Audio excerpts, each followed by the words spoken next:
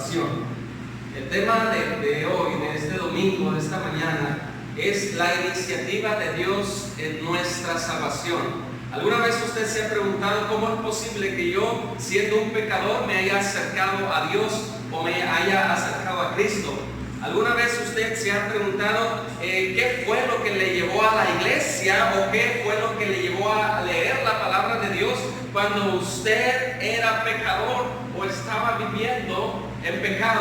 ¿Qué sucedió, hermanos, en nuestras vidas que nos llevó a Cristo? ¿Qué es lo que sucedió, hermanos? ¿Quién tuvo la iniciativa? ¿Será que acaso nosotros nos despertamos una mañana y dijimos, estoy cansado de nuestro pecado, hoy voy a ir a Cristo? ¿Será posible, hermano, que en nuestra humanidad, en nuestra propia voluntad, una mañana, una noche se despertó y usted dijo, basta ya de pecado, basta ya de mi vida como la estoy viviendo, ahora me voy a acercar a Cristo? ¿Fue acaso una iniciativa humana? ¿Fue acaso una iniciativa de nuestra voluntad o fue la iniciativa de Dios? El tema de hoy, hermanos, espero que sea algo sencillo y no podamos enredarnos un poco más, pero el tema es de la iniciativa de Dios en nuestra salvación. La iniciativa de Dios, o yo prefiero llamarlo, hermanos, la intervención de Dios en nuestras vidas. Vamos a leer Efesios 2, 5 versos, los primeros 5 versos de Efesios capítulo 2. Salvos por gracia, dice el título en nuestras Biblias o en algunas Biblias. El tema de esta mañana, la iniciativa de Dios en nuestra salvación. Efesios 2, los primeros 5 versos.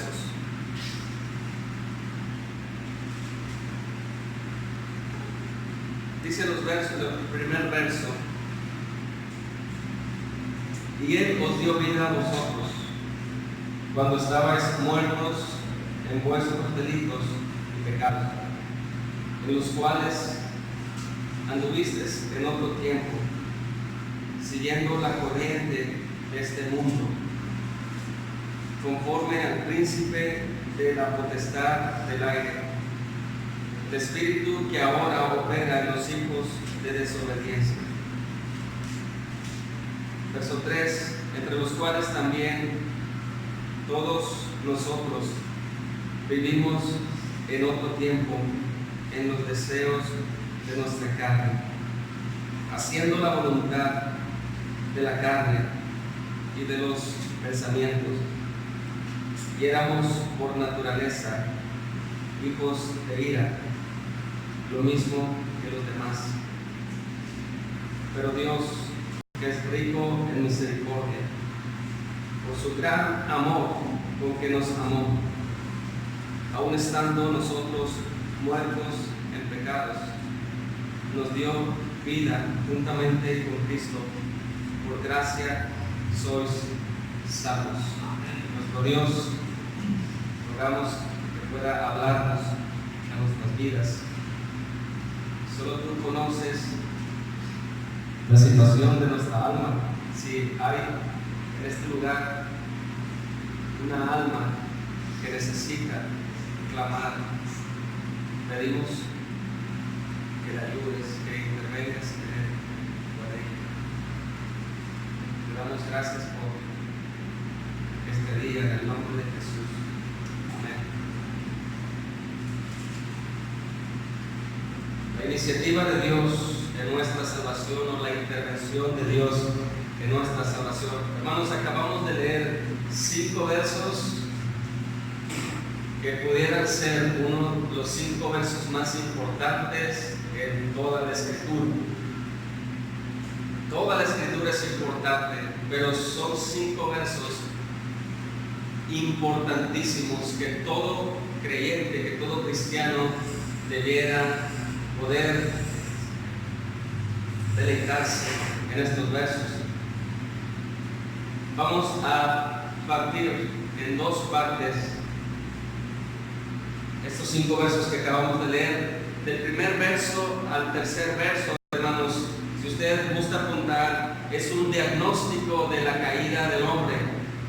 Del verso 1 hasta el verso 3, Pablo va a explicarnos el diagnóstico espiritual de la caída del hombre. Y como segunda parte de estos versos, el 4 y el 5, Pablo explica la intervención de Dios en el hombre. La intervención de Dios en el hombre. Y por último, hermanos, pues tendremos nuestra aplicación basada en este texto que acabamos de leer. Hermanos, en esta parte de la carta, el apóstol Pablo les está recordando a los lectores de la nueva vida que tienen ahora en Cristo. Pablo les recuerda a los efesios que ahora en Cristo tienen y gozan una nueva vida.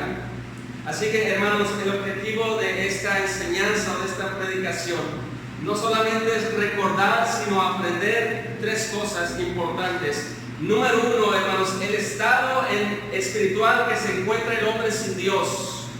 El estado espiritual que se encuentra el hombre no regenerado, el hombre que no ha experimentado el nuevo nacimiento. Ese es el objetivo de esta enseñanza, recordar o aprender el estado o la posición espiritual en la que se encuentra el hombre sin Cristo o el hombre sin Dios. Y como segundo objetivo, hermanos, de esta enseñanza, hermanos, es que es Dios, no el hombre, que toma la iniciativa para salvar al pecador. Es Dios y no el hombre quien toma la iniciativa para salvar a Dios. Y por último, hermanos, ¿por qué es importante el evangelismo en nuestras vidas? Por último, ¿por qué es importante el evangelismo en nuestras vidas?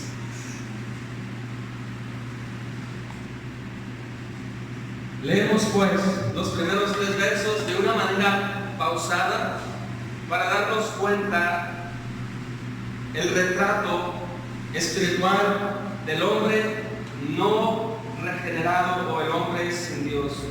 Vamos a leer los primeros 3 versos para poder hacer un diagnóstico del estado espiritual del hombre. Dice el primer verso: y Él os dio vida a vosotros cuando estabais muertos en vuestros delitos y pecados, en los cuales anduvisteis en otro tiempo, siguiendo la corriente de este mundo, conforme al príncipe de las potestades del aire, el espíritu que ahora opera en los hijos de desobediencia, entre los cuales también todos nosotros vivimos en otro tiempo en los deseos de nuestra carne, haciendo la voluntad de la carne y de los pensamientos, y éramos por naturaleza hijos de ira, lo mismo que los demás.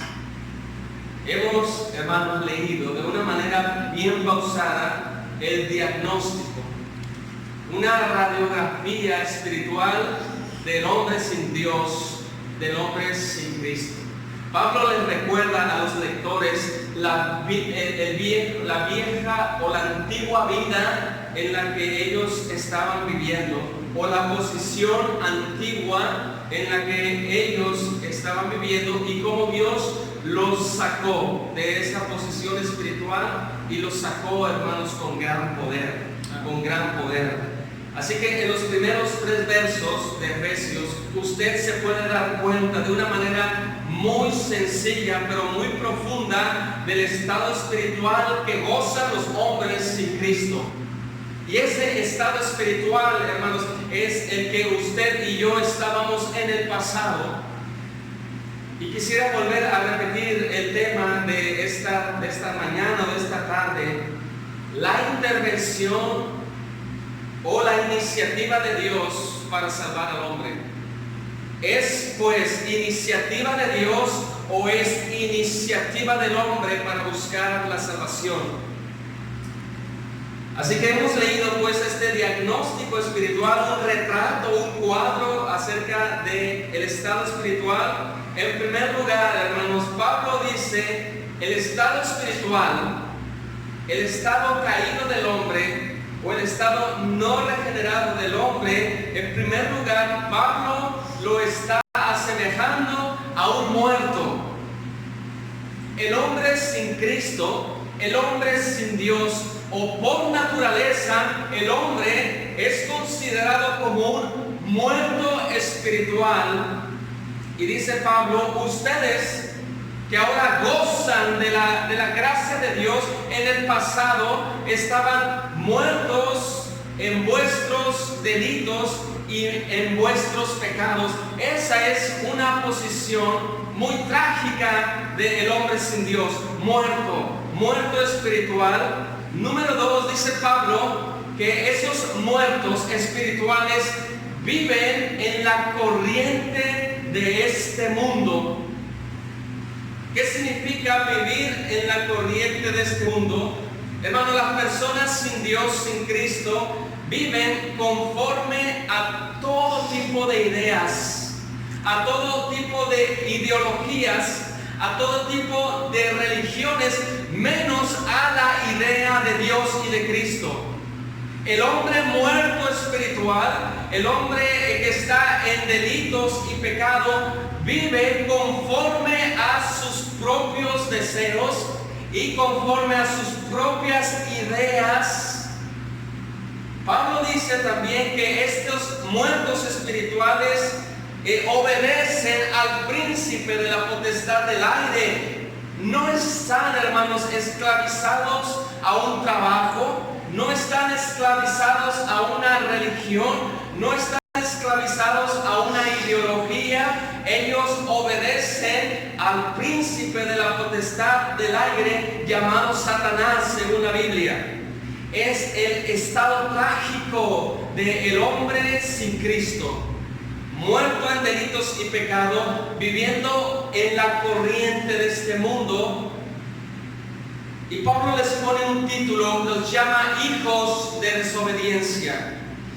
Hijos de desobediencia, viviendo en los deseos de su propia carne, haciendo la voluntad de su propia carne y de los pensamientos. Y Pablo pone otro título escandaloso para la humanidad: hijos de ira, hijos desobedientes, hijos de ira. Y contestando a la pregunta, ¿quién toma la iniciativa para que el hombre venga a Cristo? ¿Es la propia voluntad del hombre o es que Dios interviene en el hombre?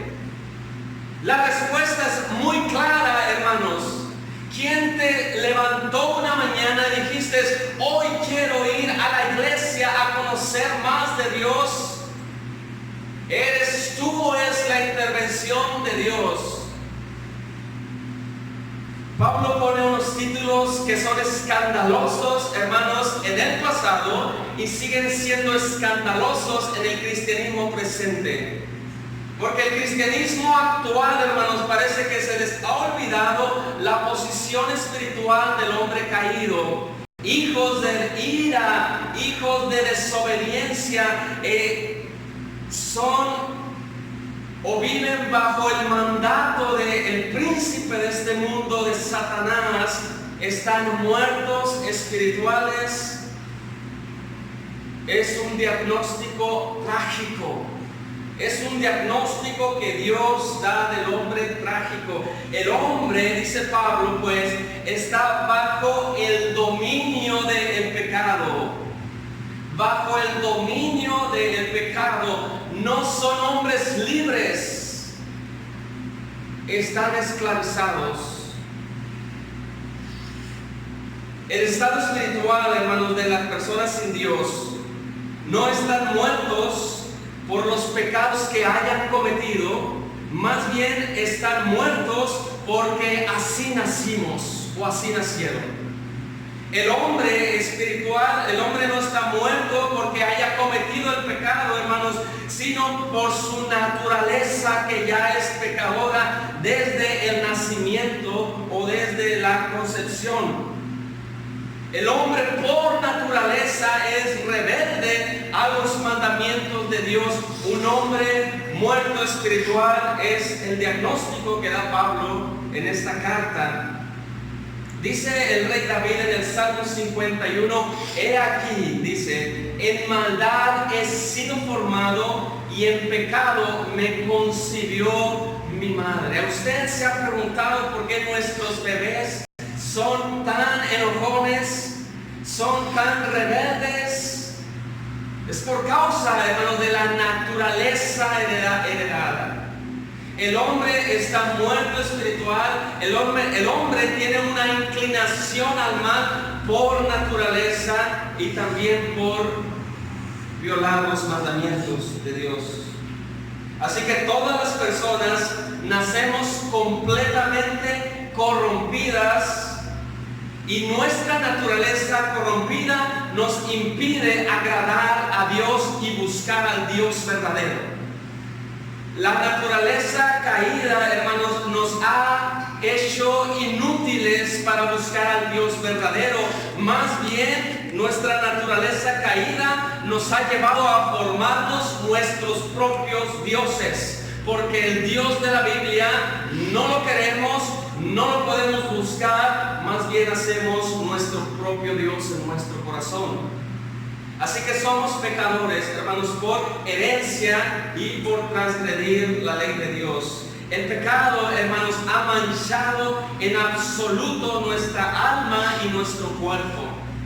El pecado, hermanos, ha hecho destrozos en cada parte o cada célula de nuestra alma, ha afectado nuestra alma y también nuestro cuerpo. Una señal de que el pecado ha afectado nuestro cuerpo es que estamos muriendo cada día, es que estamos envejeciendo cada día. Hermanos, cada vez que estamos frente a un espejo, nuestro cuerpo nos dice que es un cuerpo afectado por el pecado. ¿Por qué los hombres mueren y por qué las mujeres mueren? Es por causa del pecado. Así que el pecado ha hecho destrozos no solamente en nuestra alma, sino que en nuestra voluntad, en nuestros pensamientos, en nuestros deseos. Y Pablo dice que no hay quien haga lo bueno, no hay ni siquiera uno, no hay quien busque a Dios. No hay justo ni aún uno. Dios se asoma desde el cielo y mira si hay un justo que valga la pena y no encuentra a nadie. Absolutamente no hay nadie que pueda agradar de manera correcta a Dios. Es el diagnóstico espiritual, hermanos, de ti y de mí en el pasado. La pregunta que tratamos de contestar es: ¿quién intervino en nuestra salvación? ¿Fue Dios al inicio o fue nuestra voluntad?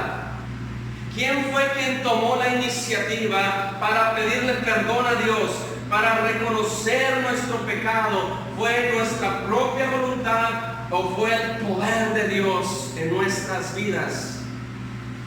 ¿Quién pues, hermanos, podrá ser salvo bajo este diagnóstico tan horrible del hombre? El hombre está muerto espiritual, no escucha la voz de Dios, más bien escucha la voz del príncipe de este mundo, de Satanás.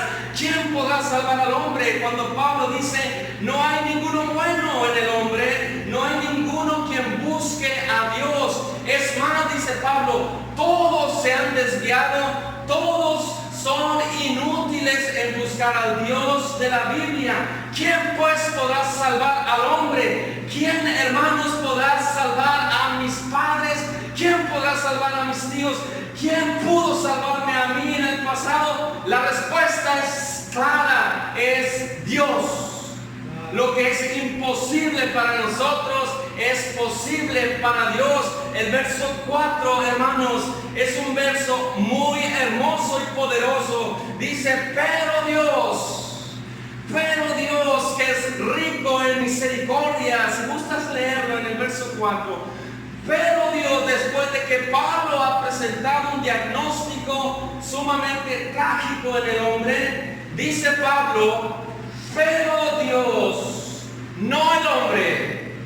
Gracias a Dios por esta palabra. pero Dios no la religión, pero Dios no la psicología, pero Dios no una oración en una campaña, pero Dios no el poder del pastor o del predicador o del maestro, pero Dios dice que es rico en misericordia y grande en amor, intervino en nuestras vidas para salvarnos. Dios tomó la iniciativa, dice Pablo, porque nosotros no podemos tomar la iniciativa y tampoco no queremos tomar la iniciativa. Pero Dios, dice Pablo, el verso 4 y el verso 5, hermanos, es la intervención o la iniciativa de Dios para nuestra salvación. Pero Dios, que es rico en misericordia, por su gran amor con que nos amó, aun estando nosotros muertos en pecados, nos dio vida. Hermanos, porque es grande la misericordia de Dios. Pablo dice, pero Dios, que es misericordioso. Pablo dice, pero Dios, que es rico en misericordia. Porque la misericordia de Dios es grande, hermanos, porque no nos dio lo que justamente merecíamos a cada uno de nosotros. Por eso la misericordia es rica. Por eso la misericordia es admirable de Dios, porque no nos pagó conforme a lo que nosotros merecíamos. Y la segunda pregunta es, ¿por qué su amor es grande? O ¿por qué Pablo dice, pero Dios, que es rico en misericordia, por su amor? Dice, por su gran amor con que nos amó. Nosotros amamos a las personas muchas veces porque tenemos un beneficio de ellas. Nosotros amamos a las personas porque ellos o ellas nos tratan bien. Así es el amor del hombre sin Cristo, por supuesto. Hermanos, ¿por qué dice Pablo? Pero Dios, por su gran amor con que nos amó. La respuesta, hermanos, es porque el amor de Dios es unilateral. Va en una dirección solamente, y el amor de Dios es incondicional. El amor de Dios es incondicional. En otras palabras, Pablo dice, Dios intervino por una razón, su gran amor, pero es gran amor porque nada atractivo vio en ti y en mí. El gran amor de Dios es porque nada bueno vio en nosotros, mas sin embargo Dios nos amó incondicionalmente. Nosotros a veces amamos pero con condiciones, pero el amor de Dios, el gran amor de Dios es incondicional. Es más, Dios nos amó cuando nosotros éramos sus enemigos, y Él nos amó porque su gran amor es incondicional. Así que Pablo, después de hacer un diagnóstico horrible del pecado del hombre y la posición, muerto espiritual, un hombre rebelde, hijos de desobediencia, hijos de ira, Pablo dice, ¿quién puede salvar al hombre? Pablo dice, es Dios interviniendo en el hombre. Su gran misericordia, su gran amor. Eso que estamos explicando en esta mañana, hermanos, muchos lo explican de una manera un poco errónea. Lo explican con una ilustración. El estado caído del hombre lo explican de la siguiente manera. Dicen que el hombre está enfermo, muy enfermo por el pecado. Así que imagínense que el hombre está muy enfermo. La causa de su enfermedad es el pecado y está en una cama de hospital. Así que Dios viene al enfermo muy grave, casi está a punto de caer en coma, Pero Dios viene y acerca la medicina a la boca del enfermo, y el enfermo toma la decisión de abrir la boca o de cerrar la boca para tomarse o no tomarse la cura. Esa es una ilustración que pareciera ser verdad, pero no lo es. Por lo contrario, Pablo dice que el hombre no está moribundo.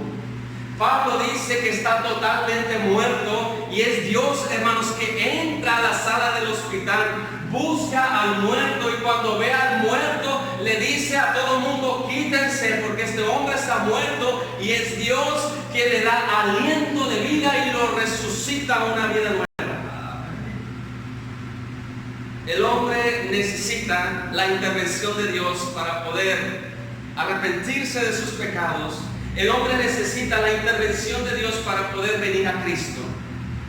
No es, hermanos, que una mañana me levanté y dije: hoy tengo ganas de buscar a Dios, hoy tengo ganas de arrepentirme, hoy tengo ganas de creer. Es Dios atrás de todo ese milagro.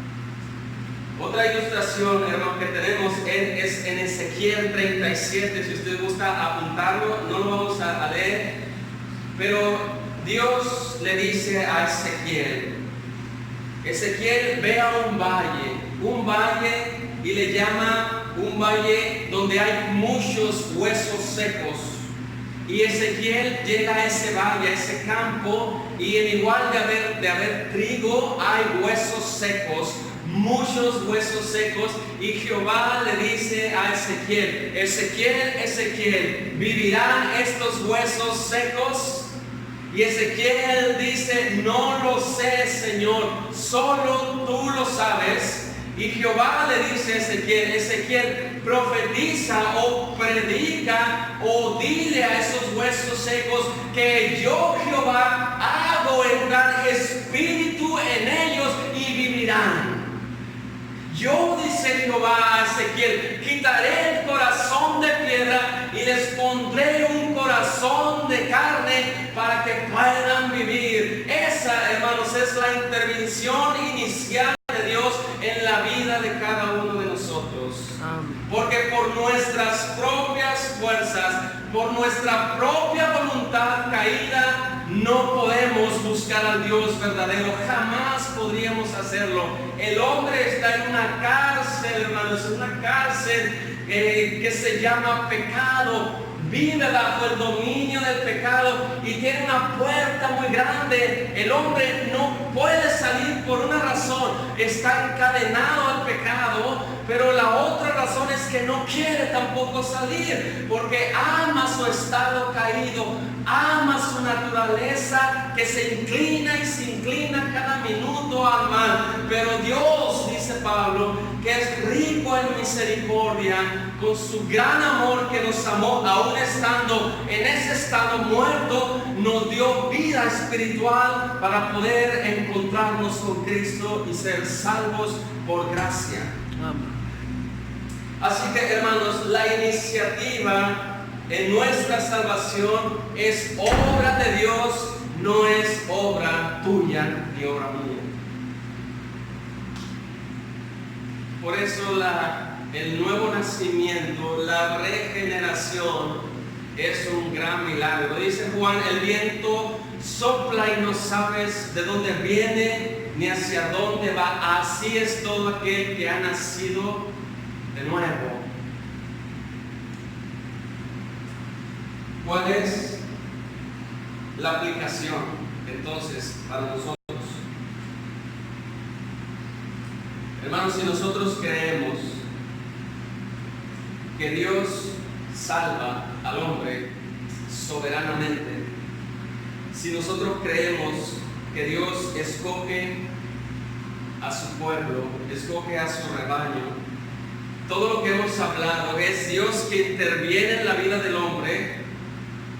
Si así lo creemos, y así es lo que está en la Escritura, si es Dios quien intervino en mi vida hace 15 años, hace 10 meses, hace unas horas, si es Dios quien me trajo a este lugar para escuchar el Evangelio, si es Dios quien interviene en la vida de mis amigos, de mis padres, de mis hermanos. Si fue Dios, la pregunta es, ¿para qué el evangelismo? ¿Por qué es importante pues el evangelismo si Dios interviene de su voluntad en la vida de los hombres para salvarlos? ¿Por qué es importante pues el evangelismo? ¿Alguna vez usted se ha preguntado esto?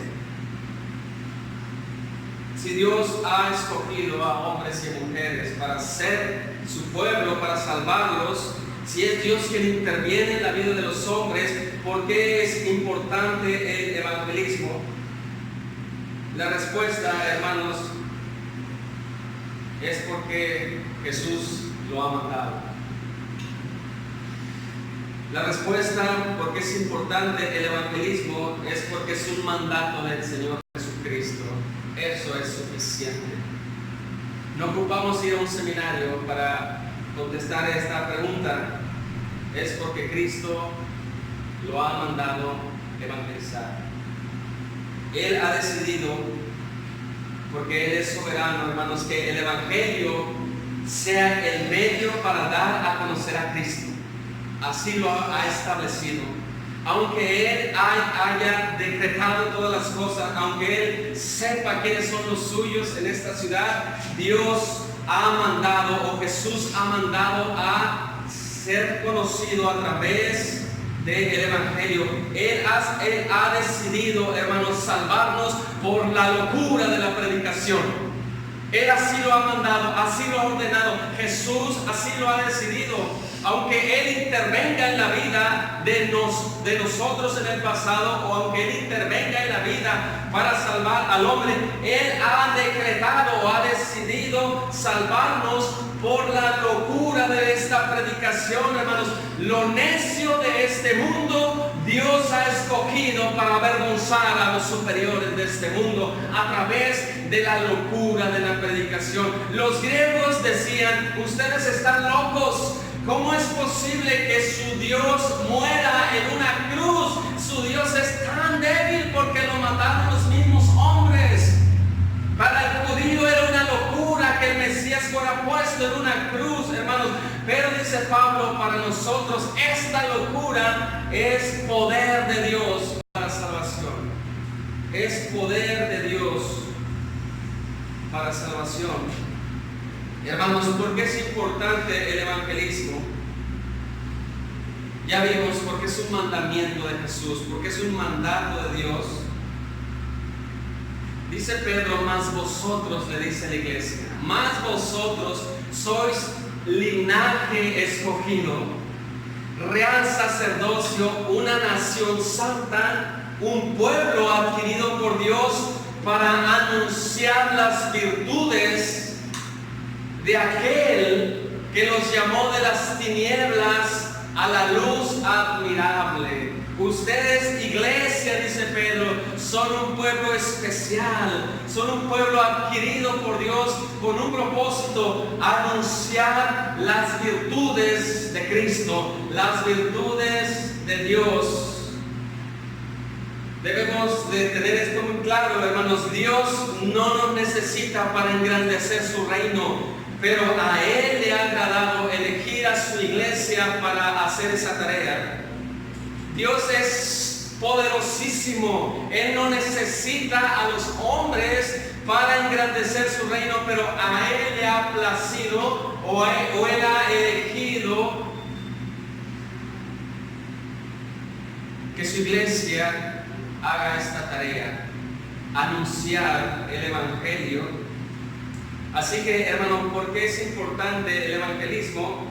Porque es un deber, es un mandamiento, pero también, hermanos, es un gran privilegio, y vamos a ver por qué.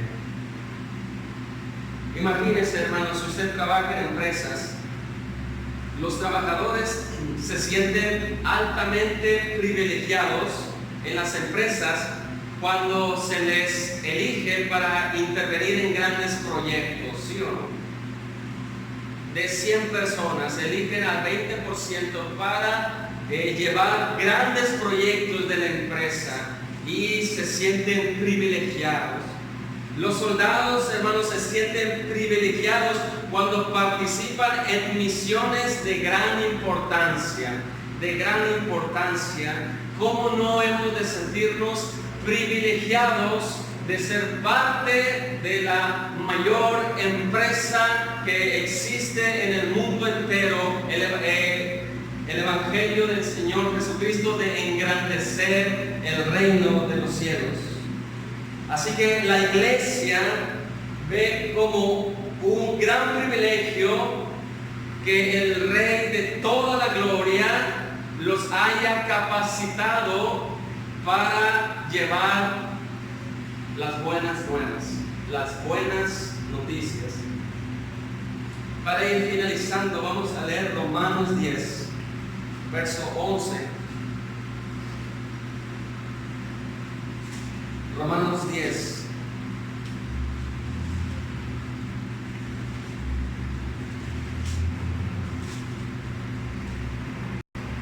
Romanos 10, verso 11. El evangelismo es una responsabilidad, pero también es un gran privilegio. Dice el verso 11, pues la Escritura dice, todo aquel que en él creyere no será avergonzado. Porque no hay diferencia entre judío y griego, pues el mismo que es Señor de todos es rico para con todos los que le invocan. Porque todo aquel que invocare el nombre del Señor será salvo. ¿Cómo pues invocarán a aquel en el cual no han creído? ¿Y cómo creerán en aquel de quien no han oído? ¿Y cómo oirán sin haber quienes prediquen? ¿Y cómo predicarán si no fueren enviados? Como está escrito, cuán hermosos son los pies de los que anuncian la paz, de los que anuncian buenas nuevas. En el verso 11 dice, todo aquel que en él creyere no será avergonzado. En esta mañana, si tu alma, o si tú todavía estás en una posición triste, desgarradora, si tu alma todavía está muerta espiritualmente, si tu vida, si tu estado es de un hombre caído, si tu estado es de un hombre muerto, si eres un hijo de desobediencia, clama por perdón, clama por misericordia. Clama a Cristo, Él llevó el pecado, Él resucitó, y todo aquel que clamare, todo aquel que invocare el nombre de Cristo, no será defraudado, no será avergonzado. Dice Hebreos que está establecido para los hombres que mueran una sola vez y después de esto el juicio. Si tú no estás seguro qué va a pasar contigo después de la muerte, la Biblia dice que vas a tener que enfrentar a un juicio. Y desde ese juicio nadie podrá ya ayudarte. Saldrás culpable de pecar y de pecar y de pecar. Pero si en esta mañana tu alma te está diciendo que es verdad lo que estamos hablando, clama a Cristo por perdón, por misericordia. Cristo es el sustituto perfecto. Cristo es lo que tú necesitas. Necesitas un sustituto, necesitas un mediador, necesitas un representante. Ese es Cristo. Si tú clamas a Cristo, la Biblia dice que no serás avergonzado. El que a mí viene, dice la Escritura, no le echo fuera. Si en un momento tu alma clama por Cristo, si en un momento tu alma clama por perdón, por misericordia, Cristo es lo que tú necesitas. Todo aquel que en él creyere no será avergonzado. Cuando tú clamaste, hermano, en el pasado a Cristo por perdón, la garantía es absoluta. Nunca seremos avergonzados. Pablo dice en esta parte que acabamos de leer, ¿cómo invocarán? Dice Pablo. ¿Cómo creerán? ¿Cómo oirán sin haber quien les predique? ¿Cómo predicarán si no fueran enviados? ¿Por qué son hermosos, pues, los pies de los mensajeros? Dice el verso 15: cuán hermosos son los pies de los que anuncian la paz, de los que anuncian las buenas nuevas. ¿Por qué son hermosos los pies de un mensajero que ha recorrido a pie grandes distancias? Hermanos, Pablo está citando una parte de Isaías, y en el pasado había mensajeros cuando había guerras. La ciudad mandaba mensajeros para que trayeran noticias, si había habido victoria o si había habido derrota. Así que un hombre se ponía en una atalaya.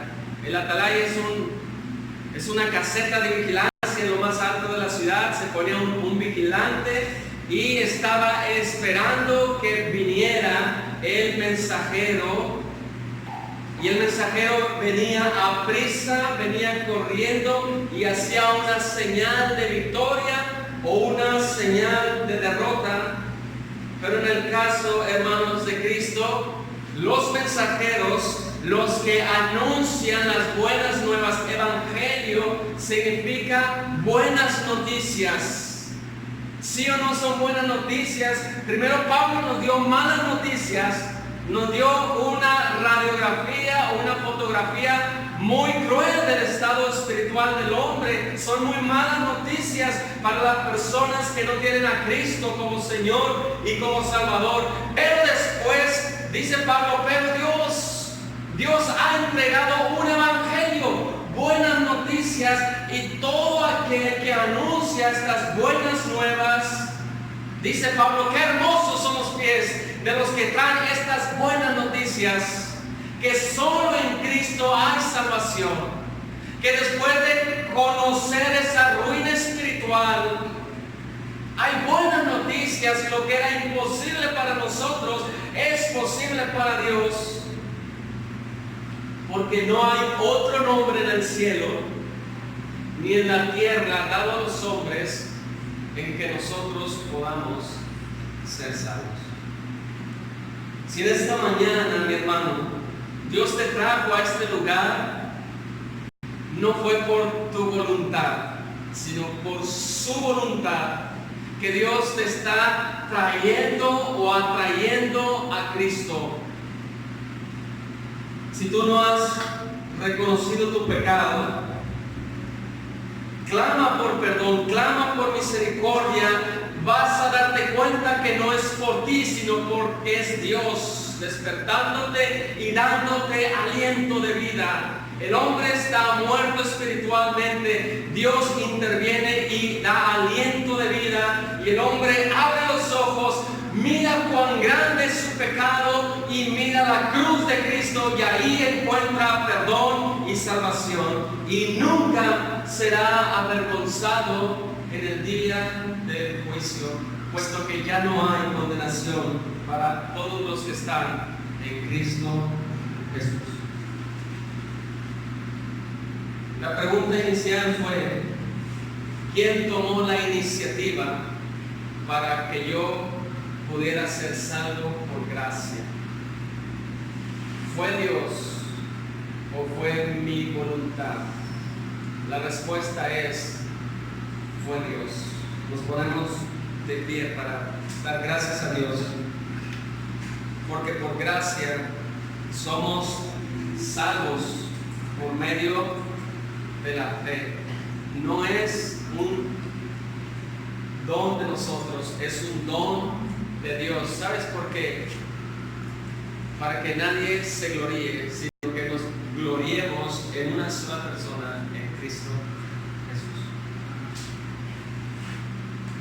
Nuestro Dios, gracias te damos, porque a su tiempo, cuando nosotros ni siquiera te amábamos, no te buscábamos, es más, éramos tus enemigos,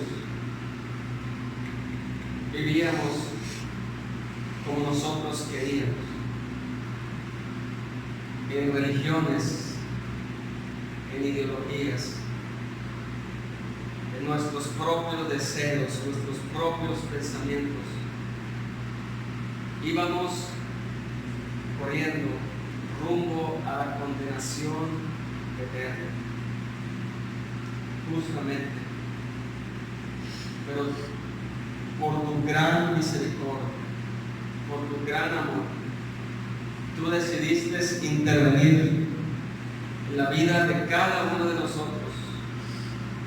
Nos diste vida cuando estábamos muertos espirituales, nos abriste los ojos y pudimos ver no solo lo sucio de nuestra alma, no solo nuestro pecado, sino pudimos ver a Cristo muriendo en una cruz por nosotros y pudimos creer en el único camino para poder recibir perdón y vida eterna.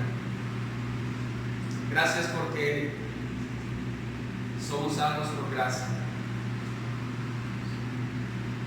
Hoy pedimos esta mañana, si hay entre nosotros personas que todavía están en un estado espiritual como muertos, pedimos que tú intervengas en la vida de ellos y que la luz pueda brillar en medio de la oscuridad.